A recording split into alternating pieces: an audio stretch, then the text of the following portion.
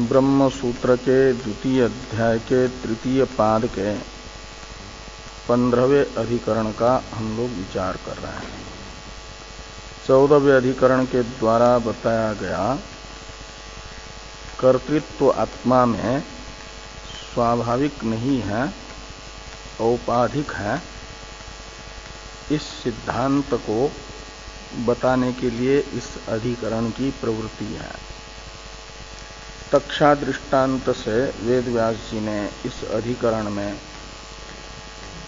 बुद्ध्यादि उपाधिक आत्मा ही समस्त व्यापारों का कर्ता है और स्वरूपतः अकर्ता है, इसे बताया।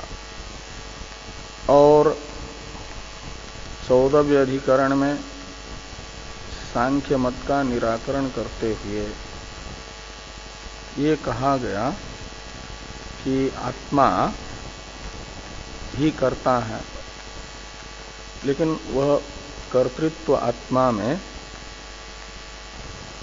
में कर्तृत्व स्वतः नहीं, औपाधिक है, इसे बताया जा रहा है इस अधिकरण में।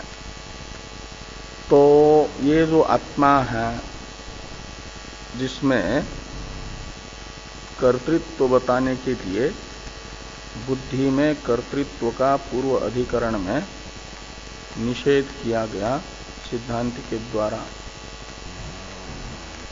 सिद्धांति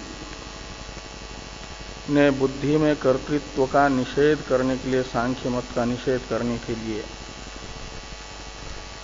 विज्ञानम यज्ञम तनुते इस श्रुतिस्थ विज्ञान शब्द का अर्थ बताया जीव, और विज्ञानम यज्ञम तनुते इस श्रुति को यज्ञादि का कर्ता जीव है, इस अर्थ का ज्ञापक श्रुति वचन के रूप से बताया था।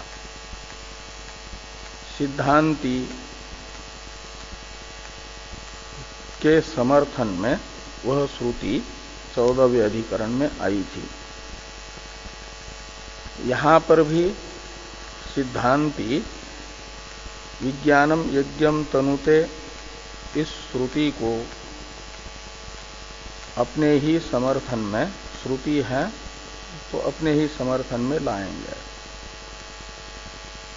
लेकिन सांख्य मत का निराकरण करने के लिए वहां विज्ञान शब्द का अर्थ जीव किया था सिद्धांतियों ने। यहां पर विज्ञानम यज्ञम तनुते इस श्रुतिस्थ विज्ञान शब्द का अर्थ बताया जा रहा है एक प्रकार से बुद्धि ही, और विज्ञान शब्द का अर्थभूता जो बुद्धि है उसी में कर्तृत्व बताया जा रहा है। यस्तु अयम व्यपदेशो दर्शित विज्ञानम यज्ञम तनुते इति स बुद्धेरेव कर्तृत्वम प्रापयति। ये जो भाष्य वाक्य है 550 नंबर पृष्ठ पर, इस वाक्य से ही बताया जा रहा है कि तैत्रीय उपनिषद के विज्ञानम यज्ञम तनुते, यह वाक्य, इस वाक्य के द्वारा बुद्धि में कर्तृत्व बताया जा रहा है। फिर तो एक प्रकार से सांख्य भी बुद्धि को कर्ता बता रहे थे, सिद्धांति भी विज्ञानम यज्ञम तनुते इस वाक्यस्थ विज्ञान शब्द का अर्थ बुद्धि करके उसी में कर्तृत्व बताएंगे, तो सांख्य मत का पूर्व अधिकरण के द्वारा निराकरण अनुचित माना जाएगा।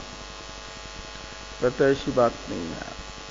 भले ही विज्ञानम यज्ञम तनुते इस वाक्य के द्वारा विज्ञान शब्दित बुद्धि में कर्तृत्व प्रतिपादित किया जा रहा है, लेकिन इस कर्तृत्व में, बुद्धि में बताए जाने वाले कर्तृत्व में यहाँ पर और सांख्य के मान्यता के अनुसार जो बुद्धि में कर्तृत्व है, ये अलग अलग है। सांख्य बुद्धि को कर्ता मानते हैं, स्वतंत्र चेतन आत्मा अधिष्ठित बुद्धि कर्त्री है, ऐसा सांख्यों का मानना नहीं है। अपितु स्वतंत्र चेतन अनधिष्ठित बुद्धि में कर्तृत्व सांख्य पक्ष है। और विज्ञानम यज्ञम तनुते यह वाक्य चेतन आत्माधिष्ठित बुद्धि में कर्तृत्व बता रहा है, इसलिए दोनों में अंतर है। अब ये विज्ञानम यज्ञम तनुते इस श्रुतिस्थ विज्ञान शब्द का अर्थ बुद्धि हो जाए तब तो माना जाएगा कि यह श्रुति वचन बुद्धि में कर्तृत्व का प्रापक है, बोधक है। तो विज्ञान शब्द का अर्थ बुद्धि कैसे है, ये जो शंका होती है, इस शंका का समाधान करने के लिए भाष्यकार भगवान ने अनेक हेतु बताए। उसमें सबसे पहला हेतु बताया कि योयम विज्ञानमय पुरुष इत्यादि में श्रुत्यंतर में विज्ञान शब्द बुद्धि में प्रसिद्ध होने से विज्ञानम यज्ञम तनुते इस तैत्रीय श्रुति में भी विज्ञान शब्द का प्रसिद्ध अर्थ ही ग्रहण किया जाएगा, बुद्धि रूप। एक हेतु ये हुआ बुद्धि में विज्ञान शब्द की प्रसिद्धि। दूसरा हेतु है कि मन के अनंतर, वहां पर तैत्रीय उपनिषद में पाठ है, आत्मा की तैत्रीय उपनिषद में 5 उपाधियां बताई हुई हैं। 5 कोश के रूप में 5 उपाधियों को तैत्रीय उपनिषद की ब्रह्मानंद वल्ली में बताया गया। ब्रह्मविद आपनोति परम, इस सूत्र वाक्य में ये कहा गया कि ब्रह्म ज्ञानी मुक्त हो जाता है और ब्रह्म का स्वरूप बताया गया सत्यम ज्ञानम अनंतम ब्रह्म। इससे अपरिछिन्न ज्ञान स्वरूप, अपरिछिन्न अबाधित ज्ञान स्वरूप ब्रह्म है, ये कहा गया। और उस ब्रह्म का जिसको, और वो कहाँ है तो कहते यो वेद निहितम गुहायाम, वो अपरिछिन्न अबाधित ज्ञान रूप ब्रह्म गुहा के अंदर है। इस मंत्र में जो गुहा है उसी गुहा पदार्थ को बताने के लिए ये आपका 5 कोशों का निरूपण है। एक स्थूल शरीर रूपी गुहा है, उपाधि है, तो दूसरा सूक्ष्म शरीर के अंदर 3 कोश हैं, प्राणमय, मनोमय, विज्ञानमय। इसमें स्थूल बाहर से अंदर के ओर जाते हैं तो स्थूल शरीर, स्थूल शरीर के बाद प्राण, प्राण के बाद मन, और मन के बाद निरूपण हुआ बुद्धि का, और बुद्धि के बाद निरूपण हुआ आपके आनंदमय शब्दित अविद्या का, कारण शरीर का एक प्रकार से। ये सब उपाधि आत्मा की, आत्मा नहीं है। तो वहां जैसे आत्मा की उपाधि के रूप में वर्णित अन्नमय पुरुष, प्राणमय पुरुष, मनोमय पुरुष अनात्मा है, ऐसे आत्मा उसी प्रवाह में पठित जो विज्ञान है वह भी अनात्मा बुद्धि ही होगा।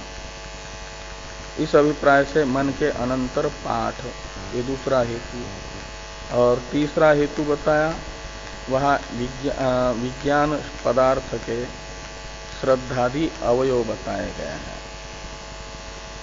इसका अर्थ है कि श्रुति को विज्ञानम यज्ञम तनुते इस वाक्यस्थ विज्ञान पदार्थ सावयव है ऐसा विवक्षित है। विज्ञान पदार्थ को सावयव कहना विवक्षित है। और उस श्रद्धादि अवयव वाला विज्ञान पदार्थ है। तो आत्मा तो निरवयव है, जो आत्मा का वास्तविक स्वरूप है उसके कोई अवयव नहीं है, वह निरवयव है। और इसका विज्ञान पदार्थ तो वो होगा जिसके श्रद्धादि अवयव संभव होंगे। तो श्रद्धादि धर्म तो अंतःकरण के हैं, बुद्धि के हैं, इसलिए बुद्धि ही वहां पर विज्ञानमय पदार्थ है, श्रद्धादि अवयव वाला। और ये जो विज्ञानम देवा सर्वे ब्रह्मज्येष्ठम उपासते वाक्य हैं, इसमें भी देव शब्द का तो अर्थ है इंद्रियां, और ज्येष्ठ ब्रह्म रूप विज्ञान है बुद्धि। इसलिए यहाँ वाक्य शेष में भी ज्येष्ठत्व ये जो विशेषण है, उस विशेषण के आधार पर विज्ञान शब्द का अर्थ बुद्धि निकलेगा।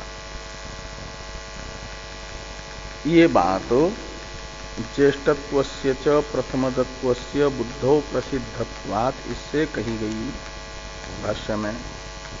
इस प्रकार ये जो हेतु बताए गए हैं चार अभी तक, विज्ञान शब्द की बुद्धि में प्रसिद्धि, मन के अनंतर विज्ञान शब्द का पाठ, श्रद्धादि अवयवत्ता विज्ञान पदार्थ में, और विज्ञानम देवा सर्वे ब्रह्मज्येष्ठम उपासते में विज्ञान का ज्येष्ठत्व विशेषण, ये सब हेतु ये बताते हैं कि विज्ञानम यज्ञम तनुते इस वाक्यस्थ विज्ञान शब्द का अर्थ बुद्धि है। इन चार विशेषणों से अतिरिक्त और भी हेतु बताए जा रहे हैं, जिससे ये निश्चित होता है कि विज्ञानम यज्ञम तनुते इस वाक्यस्थ विज्ञान शब्द का अर्थ बुद्धि है। इसके लिए ये श्रुति है कि स एष वाचः चित्तस्य उत्तरोत्तर क्रमो यद यज्ञ। इस श्रुति का अवतरण है टीका में, इसे देखिए टीका को। किंच श्रुत्यंतरे यज्ञस्य बुद्धि कार्यत्वोक्तेः अत्रापि यज्ञकर्त्री विज्ञानम बुद्धि इत्याह स एष इति।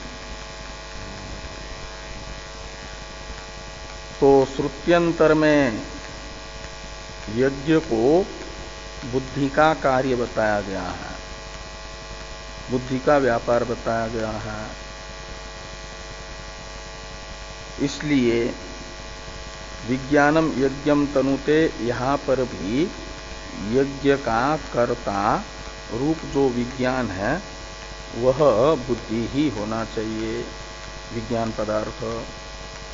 इस अभिप्राय से स एष इत्यादि श्रुति को भाष्यकार भगवान लिख रहे हैं। तो ये कहा कि श्रुत्यंतरे यज्ञस्य बुद्धि कार्यत्वोक्ते, ये स एष इत्यादि जो श्रुत्यंतर है यानी तैत्रीय उपनिषद की अपेक्षा भिन्न श्रुति है, उसमें यज्ञ को बताया जा रहा है बुद्धि का कार्य। तो विज्ञानम यज्ञम तनुते यह श्रुति यज्ञ को विज्ञान का कार्य बता रही है, अन्य श्रुति यज्ञ को बुद्धि का कार्य बता रही है।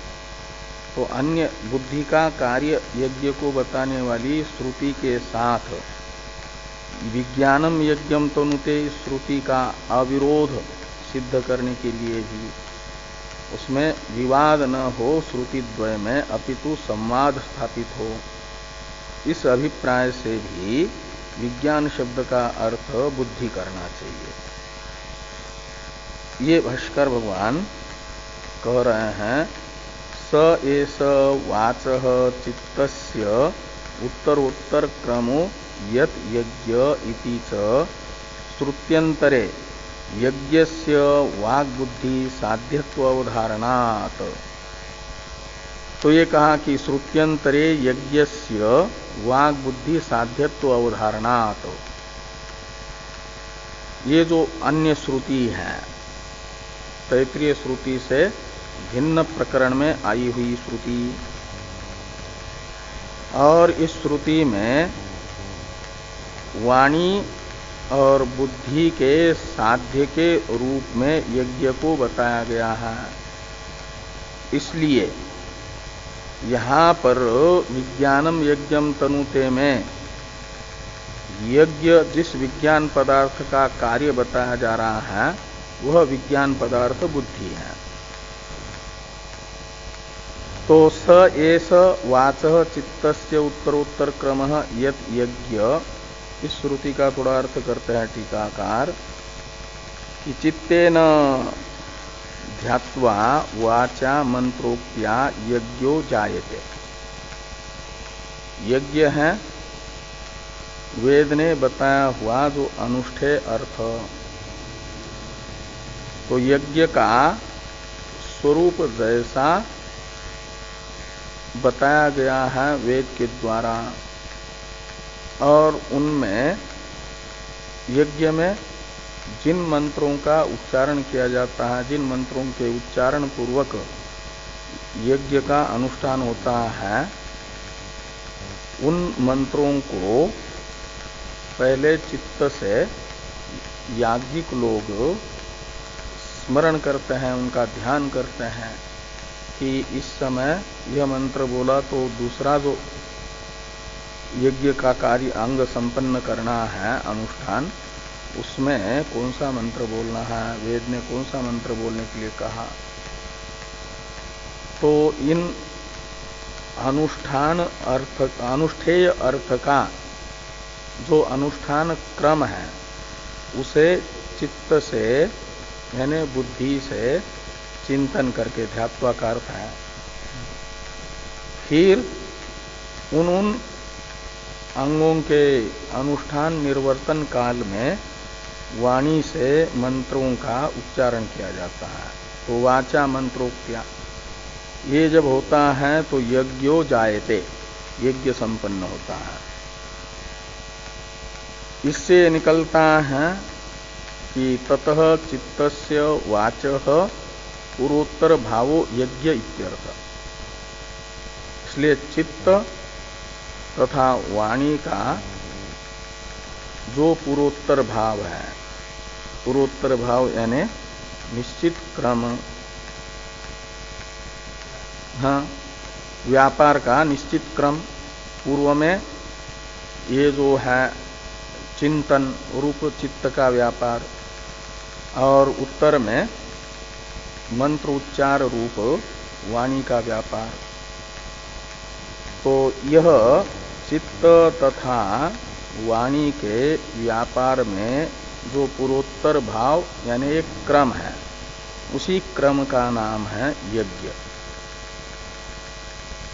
वह निष्पन्न होता है चित्त शब्दित बुद्धि से और वाणी शब्दित वाग इंद्रिय से। तो इस प्रकार यज्ञ को यहाँ पर बुद्धि का कार्य बताया गया। चित्त शब्द से बुद्धि को लेना है। तो विज्ञानम यज्ञम तनुते, यहाँ पर विज्ञान शब्द का अर्थ यदि आत्मा करता है तो ये श्रुति, तैत्रीय श्रुति बताएगी कि यज्ञ जो है आत्मा का कार्य है, और ये अन्य श्रुति बताएगी चित्त का कार्य है। तो श्रुति द्वय में विवाद होगा ना, इन दोनों का विवाद न हो अपितु आपस में संवाद हो। इसलिए अन्य श्रुति ने चित्तस्य शब्द से यदि बुद्धि का कार्य बताया है यज्ञ को, तो विज्ञानम यज्ञम तनुते में भी विज्ञान शब्द का अर्थ बुद्धि ही है, और उसी का व्यापार यज्ञ है। इस प्रकार इससे भी ये निकला कि बुद्धि विज्ञान पदार्थ है। इस प्रकार ये 5 हेतु बताए गए यहां पर। अब न च बुद्धे शक्ति विपर्यय करणानाम कर्तृत्वाभ्युपगमे भवति इत्यादि भाष्य वाक्य की अवतरण टीका है। टीका को देखिए। यच्चोक्तम बुद्धेः कर्तृत्वे शक्ति वैपरीत्य प्रसंग इति। बुद्धेः कर्तृत्वे बुद्धि को कर्ता मानने पर शक्ति वैपरीत्य प्रसंग इति यदुक्तम, ऐसा अन्वय करिए। 14वें अधिकरण में सिद्धांतियों ने यह कहा था कि बुद्धि को यदि कर्ता मानेंगे तो शक्ति विपर्यय होगा। क्या मतलब? बुद्धि में करण शक्ति है, उसे करण शक्ति त्यागनी पड़ेगी और कर्तृत्व शक्ति से युक्त होना पड़ेगा। ये जो कहा गया था वो आपत्ति यहां पर आ जाएगी। फिर जिनके पक्ष में बुद्धि कर्त्री है उनके पक्ष में सिद्धांतियों ने ये दोष बताया था। सांख्यों के मत में ये दोष बताया था कि बुद्धि को यदि कर्ता मानोगे तो बुद्धि में जो करण शक्ति है उसे त्यागना पड़ेगा और कर्तृत्व शक्ति से युक्त होना पड़ेगा। इस प्रकार ये शक्ति विपर्यय प्राप्त होता है सांख्य मत में। ऐसा सिद्धांतियों ने 14वें अधिकरण में सांख्य मत में दोष बताया था, बुद्धि को कर्ता मानने पर आने वाला दोष।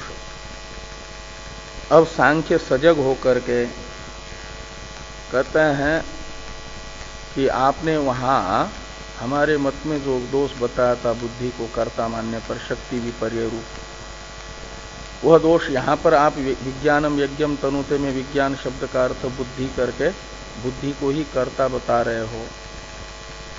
तो बुद्धि को कर्ता मानने पर शक्ति विपर्यय नामक दोष आपके मत में भी आएगा, क्योंकि आप भी बुद्धि को ही कर्ता मान रहे हो। इस प्रकार यदि कोई कहता है तो कहते हैं ये यहां पर शक्ति विपर्यय नामक दोष नहीं आएगा। तन्न, इसे ही कहा गया टीका में कि शक्ति विपर्यय प्रसंग यहाँ विज्ञानम शब्द का अर्थ बुद्धि करने पर भी, उसमें कर्तृत्व स्वीकार करने पर भी नहीं आता। क्यों?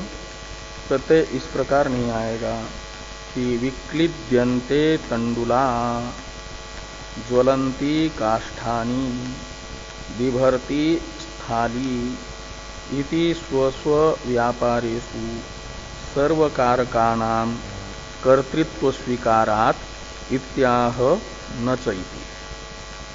कहते हैं जैसे भात बनाना है तो उसमें भात भी कारक है। चावल कारक है कि नहीं? कर्म कारक है पाक क्रिया के प्रति। देवदत्त काष्ठई स्थाल्याम तंडुलान पचति, एक वाक्य है, समझ लो। देवदत्त स्थाल्याम काष्ठई ही तंडुलान पचति। इस वाक्य में पाक क्रिया के प्रति कर्ता बताया जा रहा है देवदत्त को।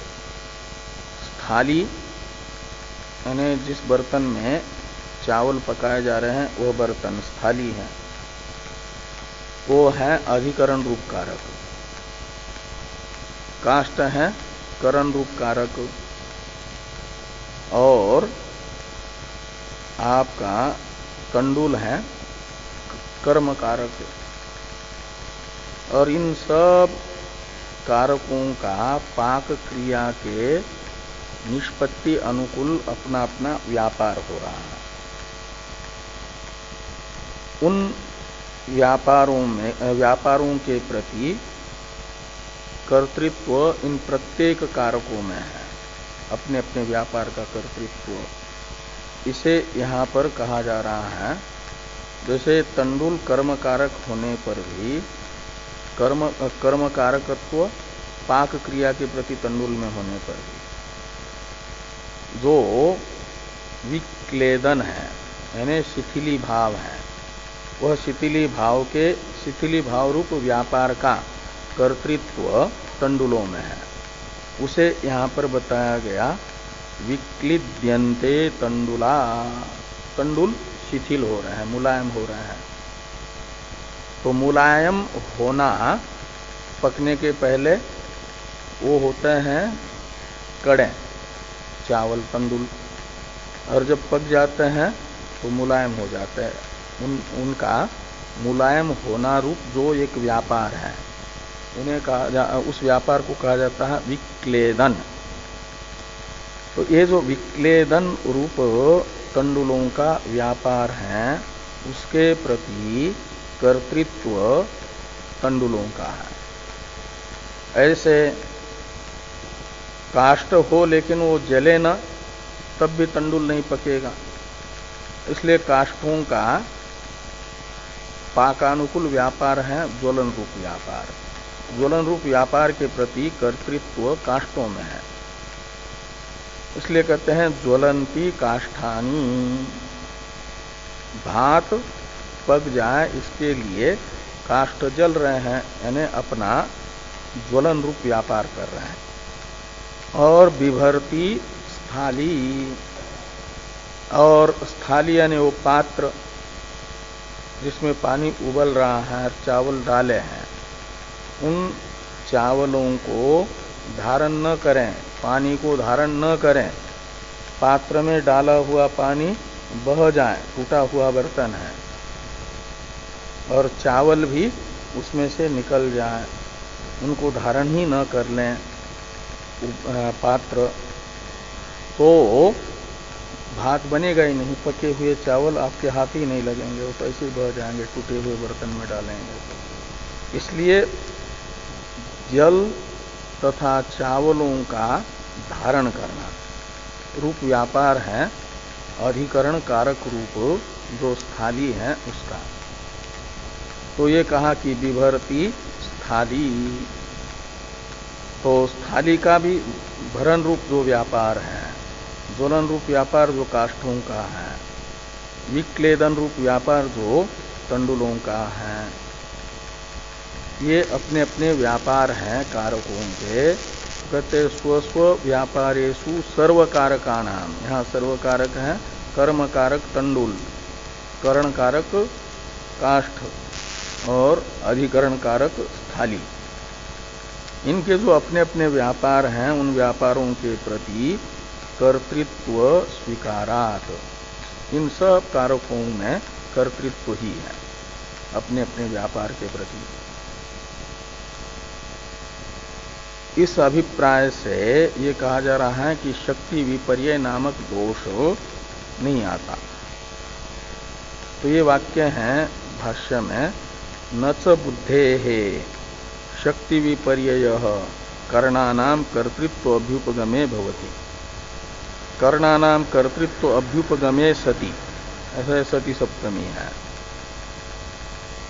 बुद्धेः शक्ति विपर्ययो न च भवति, ऐसा अन्वय कर लीजिए कि इन कर्णों में, बुद्धियादि कर्णों में कर्तृत्व स्वीकार करेंगे यदि, विज्ञानम यज्ञम तनुते इस वाक्यस्थ विज्ञान शब्द का अर्थ बुद्धि करके उस बुद्धि में ही कर्तृत्व को स्वीकार करेंगे, तो बुद्धेः शक्ति विपर्यय स्यात्, ऐसा नहीं कह सकते। बुद्धेः शक्ति विपर्ययो न च भवति, ऐसा अन्वय करिए कि बुद्धि में कर्तृत्व शक्ति का विपर्यय नहीं होगा। करण शक्ति को छोड़ना और कर्तृत्व शक्ति को धारण करना रूप शक्ति विपर्यय नहीं आएगा, न भवति। क्यों कहते हैं सर्व कारकाणाम एव स्वस्व व्यापारेषु कर्तृत्वस्य अवश्यम भावित्वात्। सभी कारकों में अपने अपने व्यापार का कर्तृत्व अवश्यंभावी है।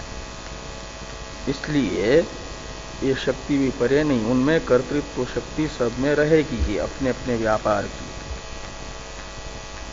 उपलब्धि अपेक्षन्तु येषाम करणानाम करणत्वम्, इस वाक्य की अवतरण टीका को देखिए। तर्हि बुद्ध्यादीनां कर्तृत्वे करणत्ववार्ता तेषु न स्यात् इत्यत आह उपलब्धि इति। तो तर्हि बुद्ध्यादीनां कर्तृत्वे करणत्ववार्ता तेषु न स्यात्, तो शक्ति विपर्य नहीं हो रहा है ये कहोगे, तब तो बुद्ध्यादि में कर्तृत्व मानेंगे यदि, बुद्धि और आदि शब्द से बाकी इंद्रियों को लेना और बाकी सब उपाधि जो आत्मा के उनमें, तो बुद्ध्यादीनाम कर्तृत्वे करणत्ववार्ता तेषु न स्यात्, तो तेषु यानी कर्णेषु कर्णत्ववार्ता न स्यात्, तो कर्णत्व व्यवहार नहीं होना चाहिए, कर्णत्व शब्द प्रयोग नहीं होना चाहिए। ये जो शंका हुई, आपत्ति आई सांख्यों के द्वारा, तो इत्यत आह उपलब्धि थी। ते कह रहे हैं कि भले ही वे अपने अपने व्यापार के प्रति बुद्धियादि करता है, उनमें कर्तृत्व है, लेकिन उपलब्धि की अपेक्षा उनमें करणत्व भी है। ये आगे कहते हैं कि उपलब्धि अपेक्षन्तु येषाम करणानाम करणत्वम्, येषाम बुद्ध्यादीनाम करणानाम, बुद्धि और चक्षुरादि इंद्रिया, इनमें उपलब्धि की अपेक्षा करणत्व भी है। अपना अपना जो व्यापार है, उन व्यापारों का तो कर्तृत्व, और उपलब्धि के प्रति करणत्व। उपलब्धि है प्रमा, और उस प्रमा का साधन है बुद्धियादि इंद्रिया, चक्षुरादि सब इंद्रिया, और उन इंद्रियों में चाक्षुष प्रत्यक्षादि रूप प्रमा के प्रति असाधारण कारणत्व रूप करणत्व विद्यमान है। इसलिए येषाम करणानाम यानी चक्षुरादि नाम, ये जो रूपादि विषयक प्रमा है, प्रमारूप उपलब्धि, उसके प्रति करणत्व है। तो कहा फिर ये जो उपलब्धि है उसके प्रति तो करण बन गई बुद्धियादि इंद्रिया, तो उपलब्धि का कर्ता कौन होगा? तो कहते साच आत्मनः।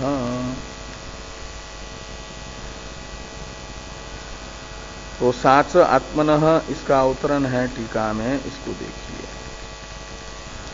इस अवतरण को देखने के पहले उपलब्धि अपेक्षन्तु येषाम करणानाम करणत्वम्, इसका अर्थ थोड़ा टीकाकार करते हैं। यह अर्थ देखिए।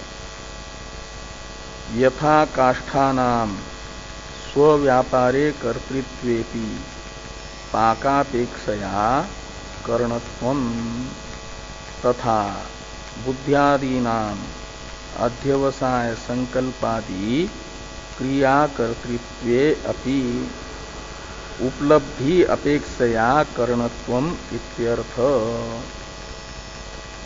तो कहते हैं जैसे उदाहरण में काष्ठों में अपना जो ज्वलन रूप व्यापार है उसके प्रति कर्तृत्व होने पर भी पाक क्रिया के प्रति पाक क्रिया की अपेक्षा से करणत्व ही है। पचति इस क्रियापद के द्वारा बताई गई जो पाक रूप क्रिया, उसके प्रति करण है तंडु, क्या नाम वो, काष्ठ। देवदत्तः स्थाल्याम काष्ठैः तंडुलान पचति, इस वाक्य में पचति क्रियापद के द्वारा बताई गई जो पाक रूप क्रिया है उसके प्रति करणत्व है काष्ठों में, वह तृतीय विभक्ति बता रही है। और ज्वलन रूप जो काष्ठ का व्यापार है उसके प्रति कर्तृत्व है। इसलिए काष्ठों में कर्तृत्व शक्ति भी है और करणत्व शक्ति भी है। ज्वलन रूप व्यापार में कर्तृत्व शक्ति का उपयोग होता है और पाक रूप क्रिया के प्रति करणत्व शक्ति का उपयोग होता है।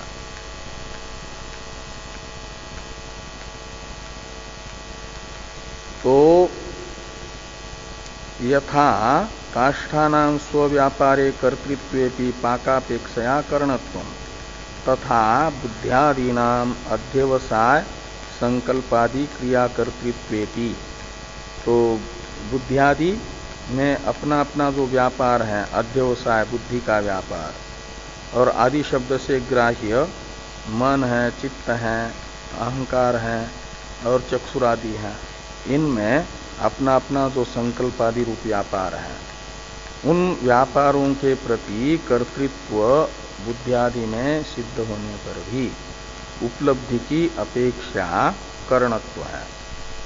जैसे पाक की अपेक्षा करणत्व काष्ठों में और ज्वलन की अपेक्षा से कर्तृत्व। इसलिए करणत्व और कर्तृत्व रूप ये जो धर्म है सापेक्ष है।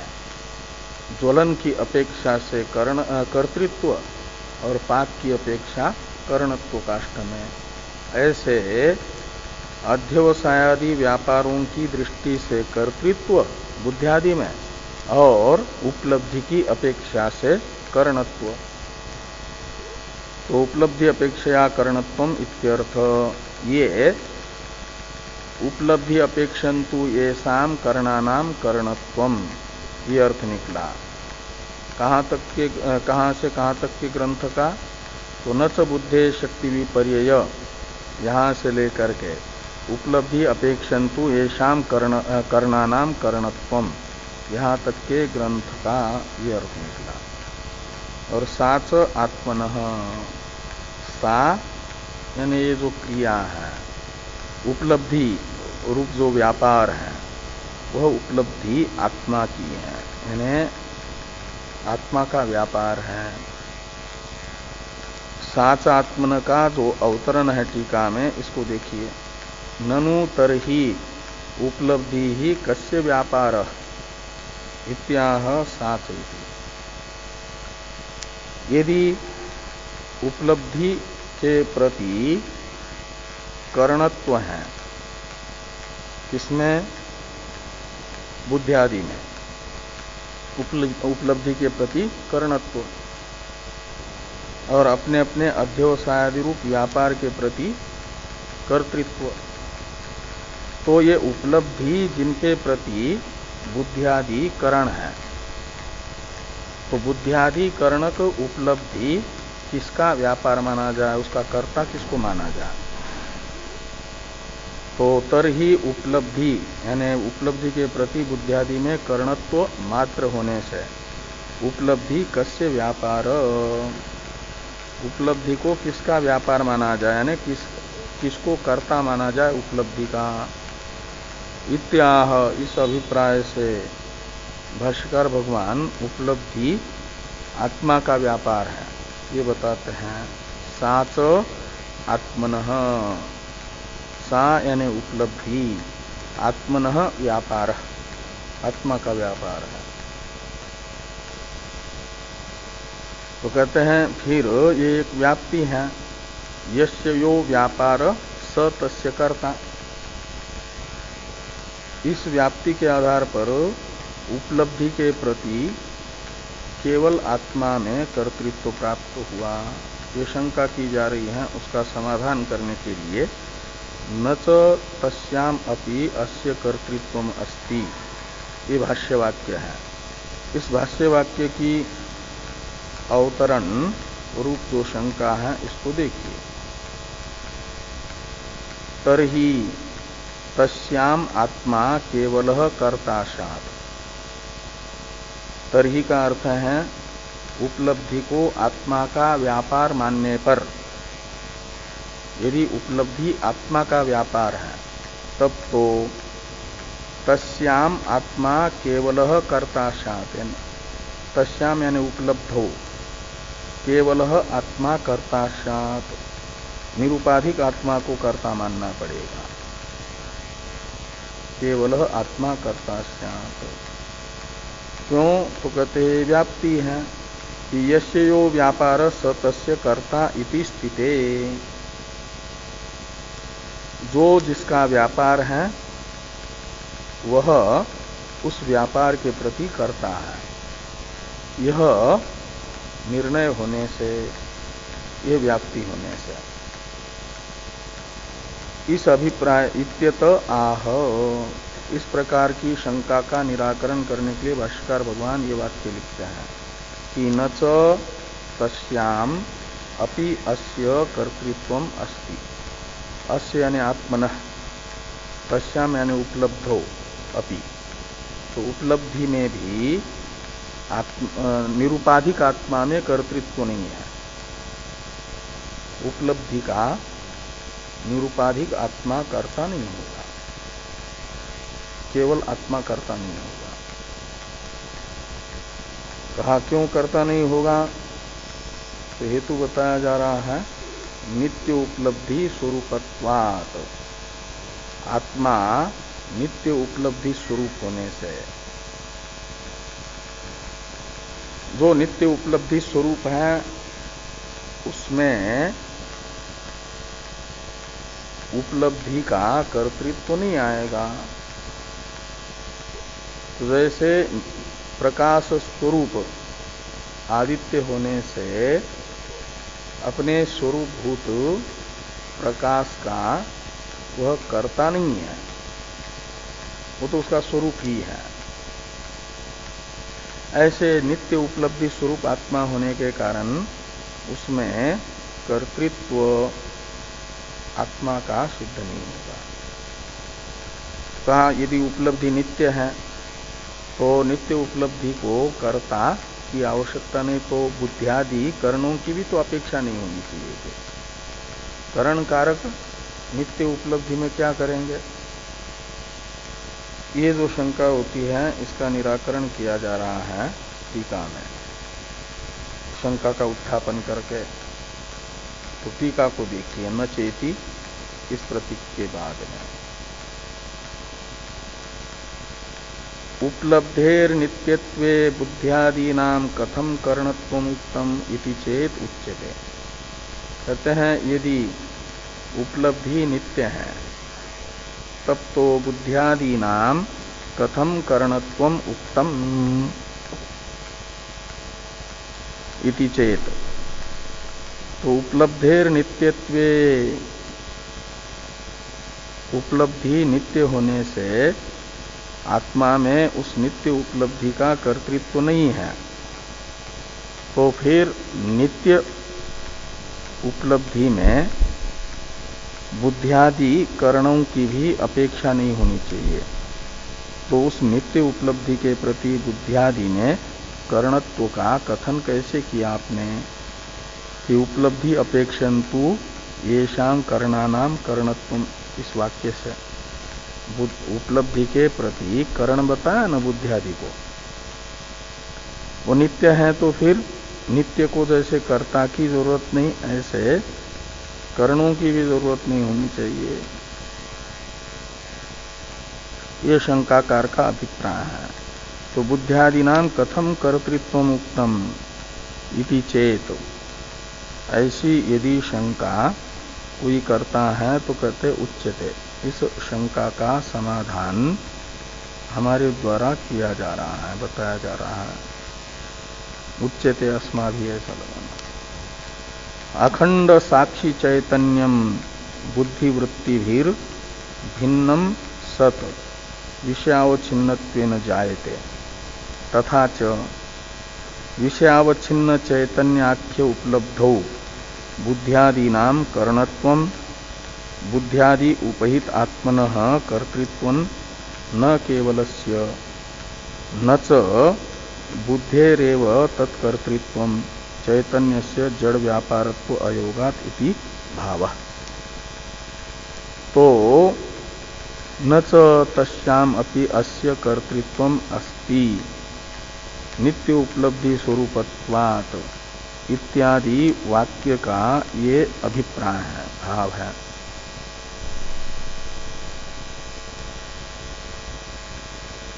अखंड शब्द का अर्थ होता है अपरिछिन्न।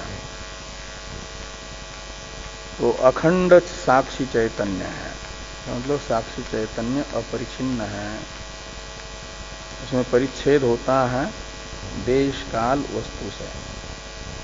देश से जो परिच्छिन्न है, या एक जगह हो दूसरे जगह न हो, उसे कहा जाता है देश से खंडित हुआ, अखंड नहीं रहा। आकाश देश से अखंड है, अपरिछिन्न है सर्वत्र होने के कारण।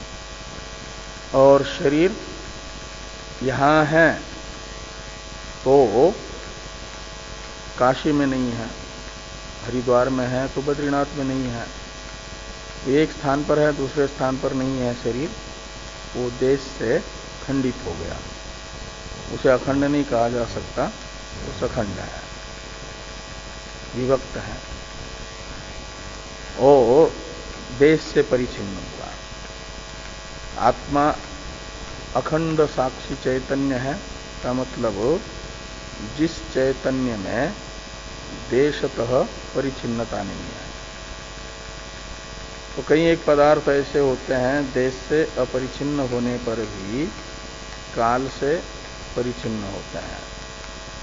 आकाश देश से तो अपरिचिन्न है किंतु काल से परिचिन्न है। आकाश उत्पन्न हुआ है तो अपनी उत्पत्ति से पहले जैसा इस समय आकाश ऐसा नहीं था।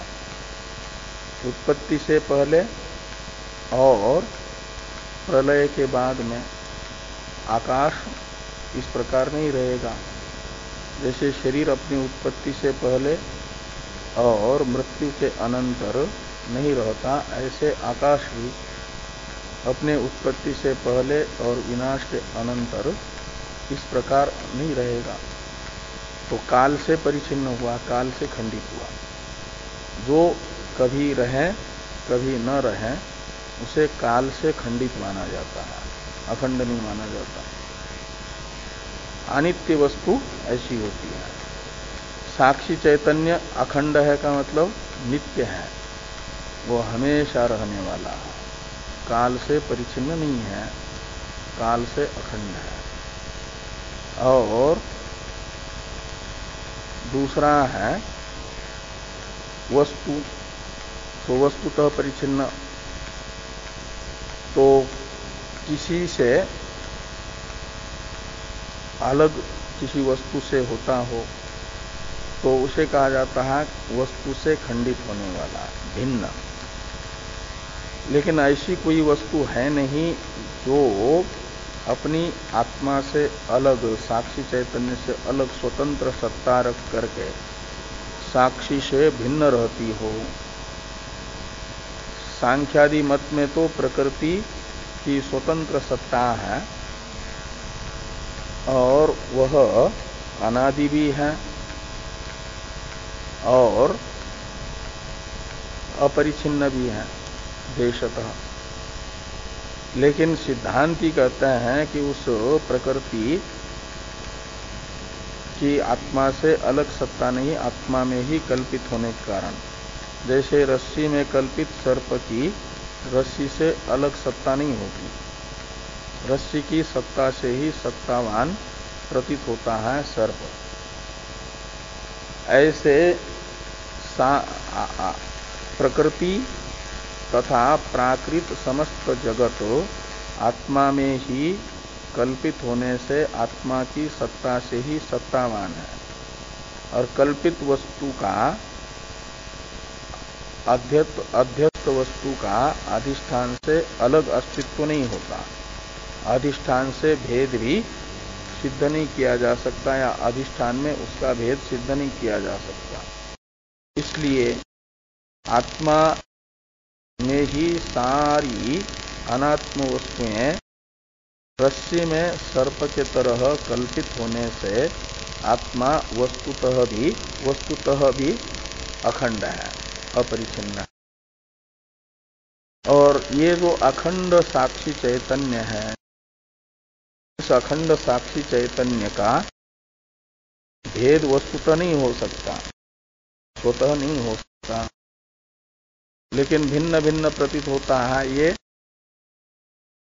रूप का ज्ञान, ये स्पर्श का ज्ञान, तो यह शब्द का ज्ञान, ये घट का ज्ञान, ये पट का ज्ञान, ऐसा जो ज्ञान में चैतन्य है, ज्ञान भेद प्रतीत हो रहा है चैतन्य में, उस भेद का क्या कारण है, क्या हेतु है, निमित्त है, तो कहते हैं वृत्तियां।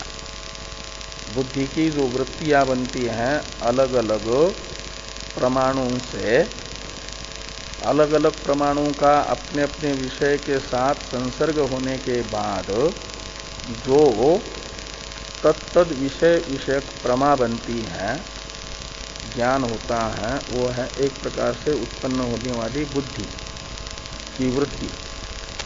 और उस वृत्ति के कारण तत्त विषय अवच्छिन्न चैतन्य अलग अलग प्रतीत होता है। उपाधि में भेद होने से, जैसे सूर्य एक होने पर भी यदि 1000 घड़ों में जल भर करके रखा हुआ है तो हजारों घड़ों में सूर्य का प्रतिबिंब पड़ता है, वह अलग अलग प्रतीत होते हैं, हजारों सूर्य प्रतीत होते हैं, वो औपाधिक भेद है, वस्तुतः सूर्य एक है। वैसे ही यहाँ पर बताया जा रहा है कि अखंड साक्षी चैतन्यम बुद्धि वृत्ति भीर भिन्नम सत। बुद्धि वृत्तियां अनेक है, चक्षुरादि इंद्रियों से उत्पन्न होने वाली, और उन बुद्धि वृत्तियों से, भिन्न भिन्न बुद्धि वृत्तियों से क्या हो जाता है, अलग अलग सा प्रतीत होता है ये साक्षी चैतन्य। भिन्नम सत विषय अवच्छिन्नत्वेन जायते, विषय से युक्त होकर के जायते यानी प्रकट होता हुआ सा प्रतीत होता है। मतलब तत्तदाकार विषय विषयाकार वृत्ति से युक्त होकर के निष्पन्न हुआ प्रतीत होता है। तथा च विषयावच्छिन्न चैतन्याख्य उपलब्धो, विषय से अवच्छिन्न चैतन्य यानी ज्ञान नामक जो उपलब्धि है, उस उपलब्धि में बुद्ध्यादीनाम करणत्वम, बुद्ध्यादि करण है। हाँ, ये वृत्ति अवच्छिन्न चैतन्य हुआ, वो जन्य ज्ञान उपलब्धि, और उसके प्रति ये विषयावच्छिन्न चैतन्य रूप जो जन्य ज्ञान, उस जन्य ज्ञान के प्रति बुद्ध्यादि में करणत्व है। बुद्ध्यादि नाम करणत्वम, और बुद्ध्यादि उपहित आत्मनः कर्तृत्वम, और बुद्ध्यादि उपहित आत्मा कर्ता है और बुद्ध्यादि करण है। न केवलस्य यानी न केवलस्य आत्मनः कर्तृत्वम, केवल आत्मा में कर्तृत्व नहीं है। न च बुद्धेरेव तत्कर्तृत्वम चैतन्यस्य जड़ व्यापारत्व अयोगात इति भाव। तो ये जो बुद्धि है,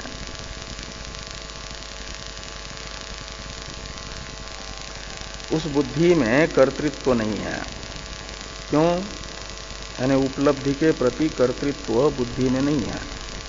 न च बुद्धेरेव कर्तृत्वम, तत्कर्तृत्व में तत्का अर्थ है उपलब्धि, उपलब्धि का कर्तृत्व बुद्धि में नहीं है, कर्णत्व है। कहाँ कर्तृत्व क्यों नहीं है? कहते इसलिए कि चैतन्यस्य जड़ व्यापारत्व अयोगात इति भाव। बुद्धि तो अपंचकृत पंच महाभूतों के सम्मिलित सत्वगुण का परिणाम होने से, जब भूत जड़ है तो जड़ भूतों का परिणाम रूपा बुद्धि भी जड़ होगी, और जड़ में चैतन्य रूप व्यापार असंभव है। हाँ, तो जड़ बुद्धि का धर्म ये चैतन्य रूप उपलब्धि नहीं बनेगी। उपलब्धि तो है विषयावच्छिन्न चैतन्य, विषयावच्छिन्न चैतन्य का नाम है उपलब्धि। और उस उपलब्धि को जड़ का व्यापार नहीं कहा जा सकता।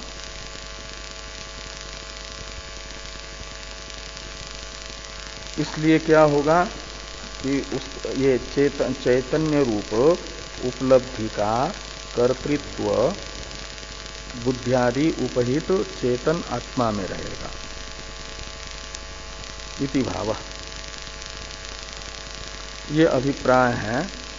न च बुद्धे शक्ति विपर्यय करणानाम कर्तृत्व विपगमे भवति, यहाँ से लेकर के नित्य उपलब्धि स्वरूपत्वात्, यहाँ तक के ग्रंथ का ये अभिप्राय निकला। अब आगे जो आ रहा है भाष्य में वाक्य कि अहंकार पूर्वकम अपि कर्तृत्वम नोपलब्धुर भवितुम अर्हति इत्यादि, इसकी अवतरण टीका है यत्युक्तम बुद्धे कर्तृत्वे इत्यादि। इसकी चर्चा हम लोग कल करेंगे।